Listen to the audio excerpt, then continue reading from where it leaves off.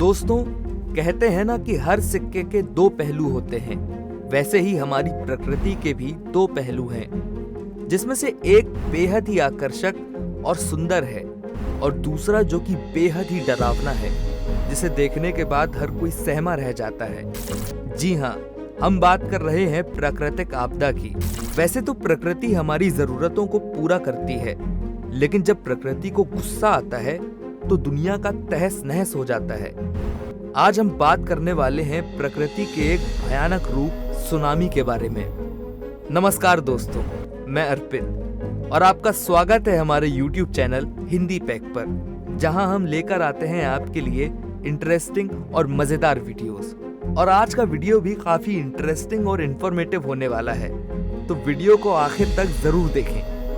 दोस्तों, आइए सबसे पहले समझते हैं कि सुनामी आती कैसे है। जब भूकंप आता है तो जमीन हिल जाती है, और जब ये भूकंप समुद्र की सतह पर आता है तो इसे सुनामी कहते हैं। सीधे शब्दों में कहें तो समुद्र के नीचे जमीन पर आने वाले भूकंप को सुनामी कहते हैं। दोस्तों, आपको जानकर हैरानी होगी कि सुनामी की पहली लहर सबसे बड़ी नहीं होती है, और ये अक्सर 2, 3, 4 या बाद की लहरें होती हैं जो सबसे बड़ी होती हैं।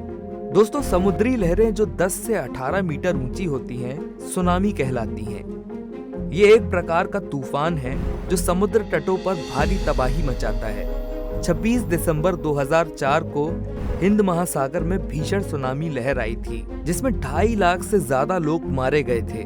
दोस्तों, आपको जानकर हैरानी होगी कि सुनामी ने Bharat, Indonesia, Sri Lanka, Thailand, Madagascar, Maldives, Malaysia, Myanmar, Seychelles, Somalia, Tanzania, Kenya, Bangladesh सहित 13 देशों में भारी तबाही मचाई थी। जब सुनामी आती है तो समुद्र की लहरों की गति 420 किलोमीटर प्रति घंटे तक पहुंच जाती है, और समुद्री तूफान अपने रास्ते में आने वाले सभी जहाजों और नावों को तोड़ देता है और नष्ट कर देता है। समुद्र में जहां सुनामी आती है, समुद्र तट नष्ट हो जाते हैं, पेड़ और पौधे टूट जाते हैं, मानव बस्तियां, घर, भवन, बंदरगाह नष्ट हो जाते हैं। इसलिए हर कोई सुनामी से इतना डरता है। ये बहुत डरावनी होती है। सुनामी अपने साथ शहर के शहर ले जाती है। समुद्र के पानी में कार, बसें, वाहन बहने लगते हैं। सब कुछ नष्ट हो जाता है। जीवन अस्त व्यस्त हो जाता है। हजारों लोग अपनी जान गंवाते हैं।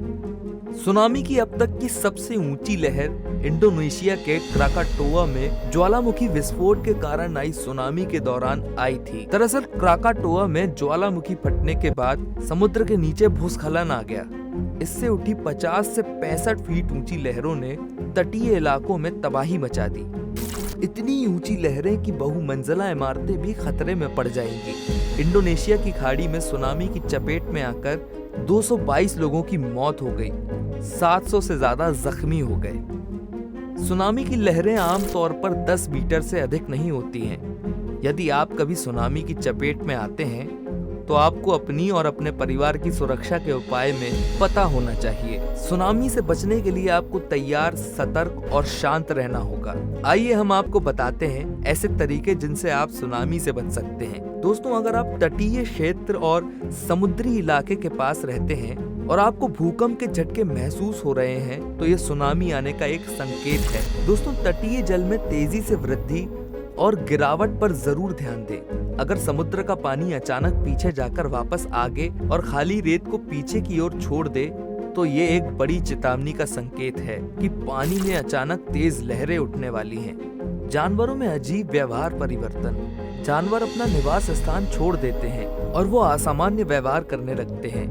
या एक साथ सभी जानवर समूह बनाते हैं जो वे आमतौर पर नहीं करते हैं। तो ये भी एक चेतावनी है कि सुनामी आने वाली है। दोस्तों, अगर आपका सामना सुनामी से हो जाता है तो लोगों को बचाएं, संपत्ति को नहीं। यदि आप अपनी चीजों को बचाने में लग जाएंगे तो इसमें आपका काफी समय बर्बाद हो जाएगा और आपका जीवन भी संकट में पड़ सकता है।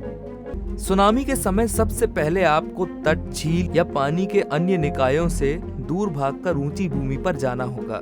समुद्र के स्तर से 2 मील या 100 कदम ऊपर की ओर चले जाएं, जिससे कि आप सुनामी की तेज लहरों से बच सकेंगे। दोस्तों, अगर आप पानी में फंस गए हैं तो कोई भी चीज जो पानी में तैर रही हो उसे कस के पकड़ लें, ताकि आप पानी के तेज बहाव से बच सकें। दोस्तों, आपको जानकर हैरानी होगी कि 11 मार्च साल 2011 में जापान के ईस्टर्न पेनिनसुला ओशिका से 70 किलोमीटर दूर रिक्टर पैमाने पर 9 तीव्रता का भूकंप आया।